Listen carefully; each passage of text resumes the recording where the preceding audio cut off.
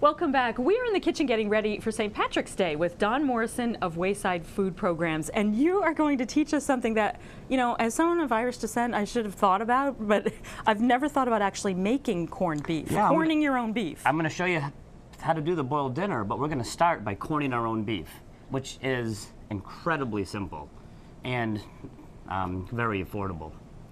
Right, which is really why it gained such popularity in the United States, right? Yeah, it's I an think affordable so. It is very affordable meat, and it's good. And I did read in preparation for this. I did read that corning your own beef was a way to preserve it, right? And that originally that is what it was. It was a method of preserving food. Maybe before you had reliable refrigeration. Exactly. So we start out. What kind of cut?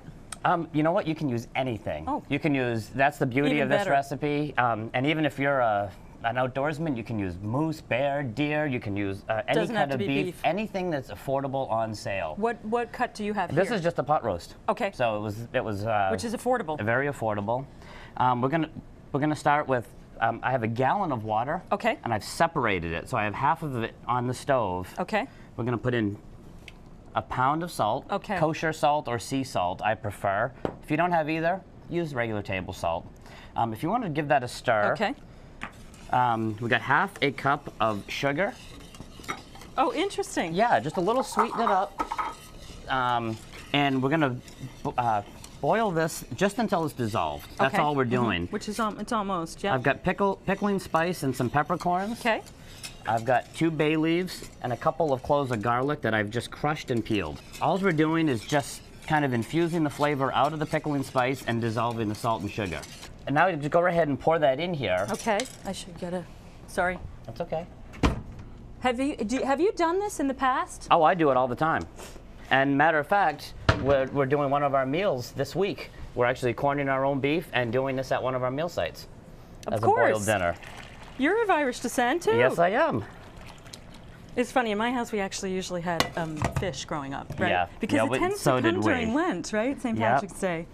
So you want to put this in a container. You want to use plastic or a ceramic bowl, or you don't want to use metal. Okay. Because the salt will react with the metal. Does it matter that it's not all covered? Yeah, this one, it should be in a deeper bowl. Okay. You do want to make sure it's covered completely. And then but we're working with what we have. Exactly.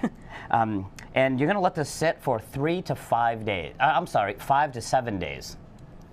But in the fridge? In the refrigerator. Yep, so we're going to put this in the refrigerator. And should it be covered? It doesn't have to be, but I mean, it's... So you have to plan ahead to the extent that... You do have to plan ahead. And this is what it will look like after... And see how it's such a lovely color. And this is what you've heard people refer to gray corned beef or red corned beef. Right. The red is usually the store-bought. It's full of chemicals, saltpeter. So this is a great thing. This is the color that it should be. Okay, exactly. That's a good point to make. Yeah. So this is what they call the gray corned beef. So you're ready to go. You cook it though. Well, then we're going to do a boiled dinner now. Okay. So I've got some water here, and what we want to do is you want to throw your beef into some boiled water. Not sliced yet. Nope. Whoop, I'm sorry. Don't worry, no problem. And then I usually will do this the morning of you're gonna eat it. You can do it in a crock pot, you can do it on the stove, and I do my beef alone for almost 4 hours. Okay, on the stovetop. On the stovetop, or like I said, you can use a crock pot if you're going to go to work and you want to let it go all day. That's the only way I've done it, right? And you can do it that way. Usually on the slow setting. Yep. Yeah. Yeah, very low. So that it comes off very soft. So you want to bring this up to a boil. Okay. And then turn it down to a simmer. All right. And then about an hour and a half before you're going to eat it, you can start adding the vegetables. Okay. So what we've done is we've got onion, celery, carrots, and some potatoes. Okay. And like I said, this is about an hour to an hour and a half before you're going to serve it, because if you boiled it for so long, it's just everything's going to fall apart.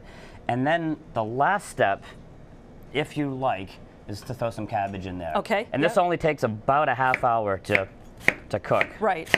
So you'll want to just throw that in towards the very end. And in the interest of, and the magic of TV, of course, you have a finished product going here. Well, we've taken a week-long process and done it in 6 minutes. So. and you're really twisting my arm here to try this. Sure, there's a couple small pieces Love there that this. you can get. I think I got one small piece. Oh yeah, there you go. As we go into the break, and we should also mention that Wayside is really encouraging people to donate to food programs right now. This is a time of year where people's minds, they're thinking of spring planting. You know, back in the fall you get a lot of donations, but right now they really do need donations. Yeah, the holiday season, we have a ton of food coming in, and then February, March, people tend not to think about it as much.